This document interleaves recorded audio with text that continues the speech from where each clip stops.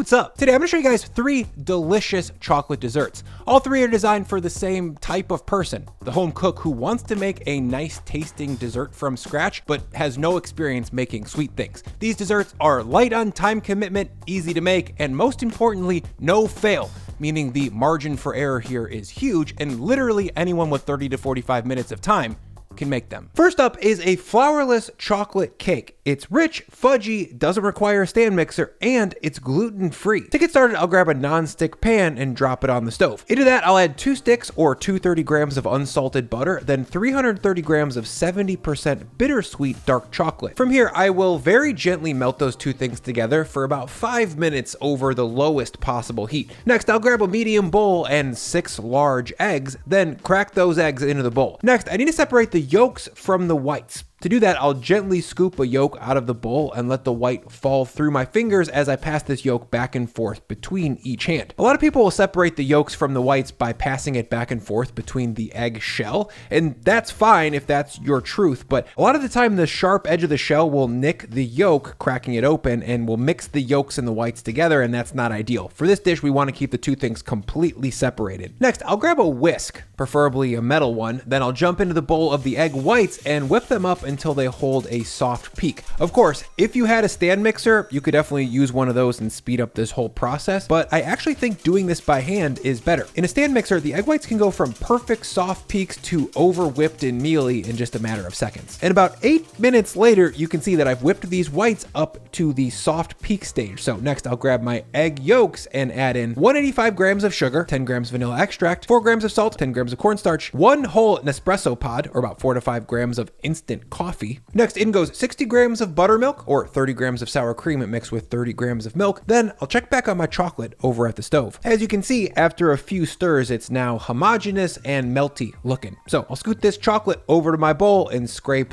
all of it in. Obviously, make sure that the chocolate here is warm enough to pour, but not hot enough to cook the egg yolks. Next, I'll jump in with the whisk and stir the chocolate into the yolks until everything is combined. And once it's looking like chocolate lava, I'll grab my whipped egg whites and flip those on top. Now with a spatula, I'm gonna gently fold the whites into the chocolate mixture. By the way, the air that we whipped into these whites is actually what's gonna be doing the leavening for this cake. Baking soda or powder aren't really effective here because there's no gluten to capture the gas. Or in the case of a gluten-free cake, xanthan gum or guar gum. With the egg whites, the gas is already trapped inside the cake before it's baked. That's pretty cool. And once I've got these egg whites folded in, it's time to bake this thing. To do that, I'll grab a 9-inch springform pan, then drop in a 9-inch piece of parchment paper to keep the cake from sticking to the bottom. Then to keep it from sticking to the sides, I will liberally spray the whole thing with pan spray.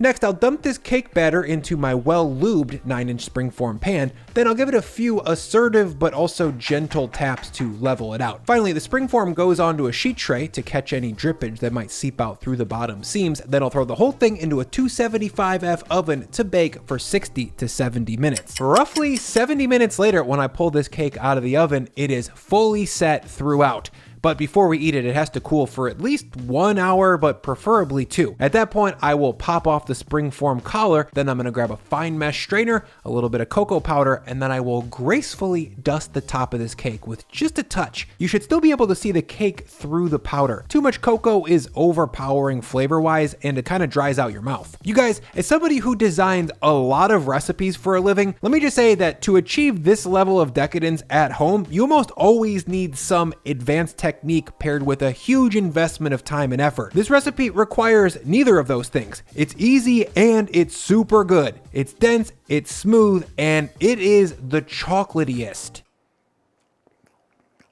Dude, that is so freaking rich. It kind of tastes like a cosmic brownie, but it's not nearly as sweet. And there's coffee flavor under everything, which is really, really sick. And it makes it just so much more interesting and complicated tasting. Wow.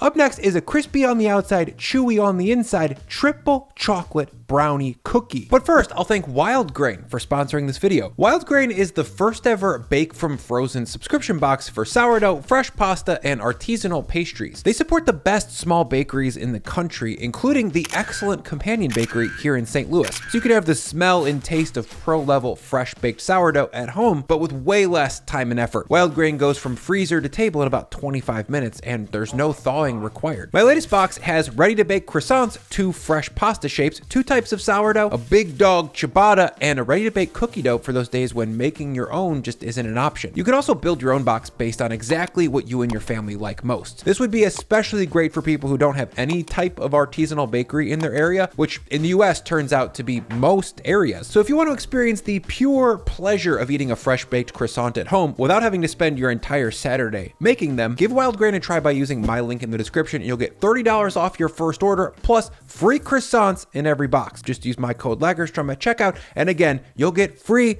frickin' croissants. Now, back to the triple chocolate cookie. To make it, I'll head back over to the stove and add 150 grams of 70% dark chocolate into a non-stick pan and heat it over very low heat for about 5 minutes. At that point, I'll kill the heat and let this chocolate melt gently for 5 more. Next, I'll grab my stand mixer and into the bowl combine 430 grams of brown sugar and 150 grams of fully softened butter. Next, the paddle goes on and I'll cream this butter and sugar together for about 4 to 5 minutes on high speed. I'll mention that I'm using about half the butter that I normally would in this cookie, so the butter sugar isn't going to cream up into whippy peaks like you're used to seeing in my other cookie recipes. I need less butter here because I'm adding melted chocolate to the cookie dough, and that stands in as a sort of proxy for the fat that the butter would normally bring to the table. Once I got this chocolate added into my bowl, I'll spin things on medium-high speed for about a minute or so until the chocolate is well combined with the sugar and butter. Then I'm going to grab 4 large eggs and stream those in one at a time. Once I got 1 egg in, I'll just drop another one. I'll let the paddle attachment spin that in for a couple of seconds, then I'll plop in another. When all the eggs are in, the base of this cookie dough should start to look almost like chocolate frosting. Now to finish this dough, I'll add in my dry ingredients. That's a stirred together combination of 300 grams all-purpose flour, 6 grams salt, 10 grams baking powder, and 50 grams cocoa powder. Now with the paddle attachment back on, I'll gently mix the dry into the wet on low speed for about 25 to 30 seconds. Don't over mix here because it'll give these cookies an unpleasantly tough chew. Finally, I'll add in 150 grams of mini dark chocolate chips. Then I'll gently mix those in for about 10 to 15 seconds. A quick blast of high speed to really spread them out, and now we've got cookie dough. From here, I'm gonna wrap this bowl with some plastic wrap and then move it over to the fridge to chill for at least 1 hour, but preferably 2 to even 24. Fridge time firms up the butter and hydrates the flour. This dramatically improves the eating experience of the final cookie. Holy shit. 1 to 2 hours later, I'm ready to bake some cookies. For that, I'll grab a sturdy spoon and scoop out 3 to 4 tablespoons of cookie dough, or about 75 grams. Then I'll squeeze it down and roll it in the palms of my hands to round it off into a tidy little golf ball like this. Next, I'll drop this cookie ball into a bowl of granulated sugar and then roll it to get it completely covered. From here, I'll move this over to some powdered sugar and do the same thing. I'm gonna roll it until it's evenly coated. The granulated sugar on the base layer keeps the powdered sugar from being absorbed into the cookie dough. And once I've knocked off the excessive powdered sugar, I'm gonna drop these balls onto a parchmented half sheet tray, then load them into a 375F oven and bake for 20 minutes. Wow, look at that time lapse. Oh my God, it's melty looking. Oh. And after 20 minutes, I'm gonna pull these out so we can take a look. As you can see, they rose beautifully and they've got a rugged, craggy top. 30 to 45 minutes later, once these have cooled down, I'm gonna crack one open. I forgot that there were chocolate chips in this thing. Oh, let's take a little bite. It's like a brownie cookie. It's super chewy and fudgy and chocolatey on the inside, and it's baked really hard around the edges, so it's crunchy. It's an excellent contrast of textures. Oh my God. It's so chocolatey too. Okay, the ultimate recipe in this video is an epic no-cook chocolate mousse that any home cook can make. Truly, it's super easy. To make it, I'll separate 6 yolks from 6 whites, just like I did for the flourless chocolate cake. Then I'll grab a whisk and stir the yolks to combine. No need to whip these up or anything, we just want a homogeneous starting point, and that looks good. Next, I'll move over to the stove and into a medium non-stick pan, I'll drop 20 grams of unsalted butter and 60 grams of chocolate, 60% cacao to be more specific. Then over very low heat, I'm gonna warm this chocolate while stirring until the butter is mixed in and melty. In general, 100 to 110 degrees F is the temperature that I like to melt chocolate at. Next, I'll grab my stand mixer and pour the egg whites that I just separated into the bowl and spin with the whisk attachment for 2 to 3 minutes, or until the whites are just starting to reach a soft peak. They should still be kind of loose and soupy at this stage. Then I'll add in 70 grams of granulated sugar and finish whipping this on high speed. That'll take another 2 to 3 minutes, and since there's sugar in the mixture now, these whites are going to be much more stable and will hold a lot more air than they could just by themselves. After that 3-minute whip up, this egg white sugar can effectively be called a meringue, and I'll move this back over to the mixing bowl that I had the whites in before because I'll need that stand mixer bowl one more time. Okay, I'll just wipe the bowl out real quick, then lock it back on the stand and add in 290 grams of heavy whipping cream and whip it for about 90 seconds on medium to high speed. And if you're wondering, hey Bri, can I make this recipe without a stand mixer? Definitely yes. The egg white sugar meringue and the cream can be easily whipped up with some elbow grease and a whisk in about 8 to 10 minutes. After a quick 90 seconds, this whipped cream is whipped. As you can see, it's pretty stiff here. I wouldn't go much further, otherwise you could potentially whip this into butter. Okay, I'll flip this whipped cream into my yolks and gently fold everything together until things are starting to get well combined. All right, now that I've got my yolks and whipped cream mixed together, I'm gonna add in my chocolate and address the elephant in the room here, which is the raw eggs inside of this mousse. I think the best way to talk about this is to just share all of my thoughts. The first thought is, the traditional Frenchy way of making mousse involves raw eggs. If you were to cook the eggs, that would be a different thing called a custard or a pudding. That's totally fine, that's good, it's just not exactly chocolate mousse. Number 2 is that there is not a risk of salmonella poisoning here. So if you're pregnant or a little baby, maybe make one of the other 2 recipes in this video, or buy pasteurized eggs. If you're not familiar with what that is, that's an egg that's been heated in a water bath to make it technically safe, but they're a little bit hard to find. So that's up to you. Number 3, from what I understand, modern eggs are pretty meticulously sterilized. So, the risk level seems kind of low.